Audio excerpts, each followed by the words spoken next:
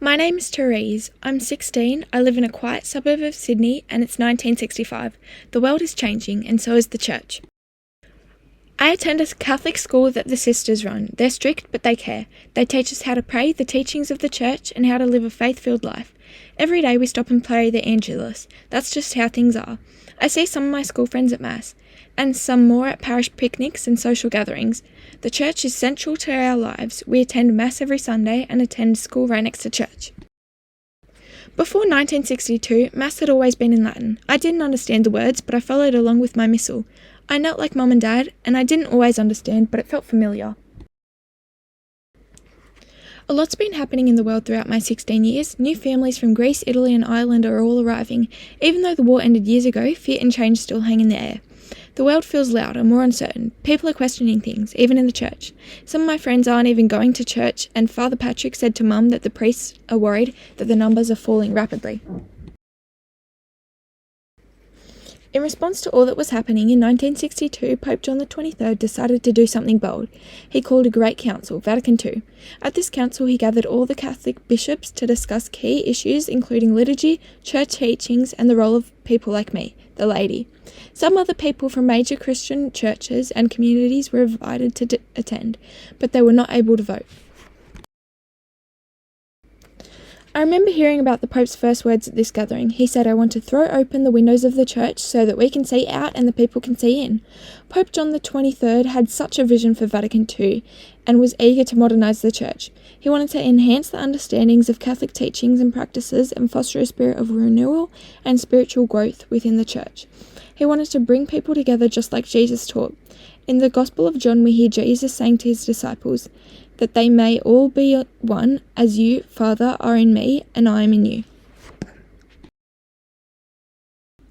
Sadly, Pope John XXIII died from cancer in 1963, so he couldn't finish his plans for Vatican II. Pope Paul VI took over 2 years ago and is leading it forward. He too wants the church to speak to the modern world. Pope Paul VI released a series of documents so that we could all hear about the new understandings. The Council issued documents on the Mass, religious freedom, the role of the laity, and unity between Christians.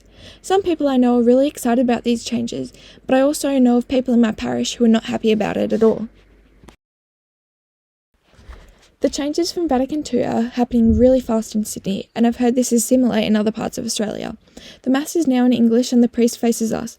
We don't receive communion on the tongue or at the rails anymore. We can receive it in our hands, and the lay people can read the scriptures and are encouraged to be involved in the liturgy.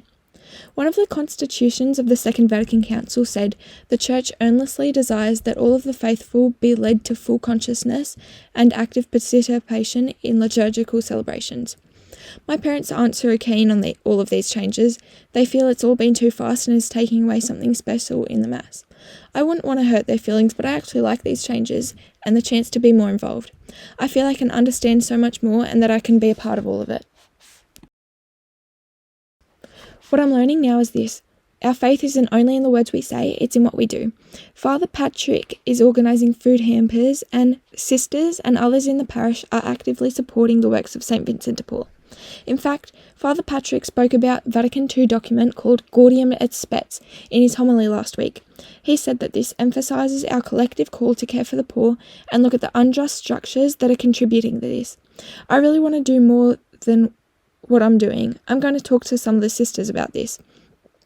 I have a special scripture that I carry in my bag that from the Gospel of Matthew that says, "Whatever you did for one of the least of these brothers and sisters of mine, you did for me."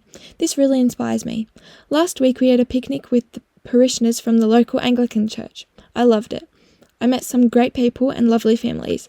Sister Mary spoke on this day and mentioned the Pope's document on eucharism, which says that the restoration of unity among all Christians is one of the principal concerns of the Second Vatican Council. If you're hearing this in the future, here's what I've learnt. Don't be afraid of change. As long as you hold onto your faith and the central teachings of Jesus, change can be a very positive thing. The church isn't just for priests or popes. It's for all of us. Get involved and make a difference. Live your faith with courage, with love, with action. And finally, be open to other people's ideas and perspectives when it comes to religion. We can all learn from each other. Vatican II has shown me that the church can move forward in amazing ways while holding on to the riches of its traditions. Pope John the 23rd actually said, "We're not here to guard a museum, but to grow a garden of life." I think he was right.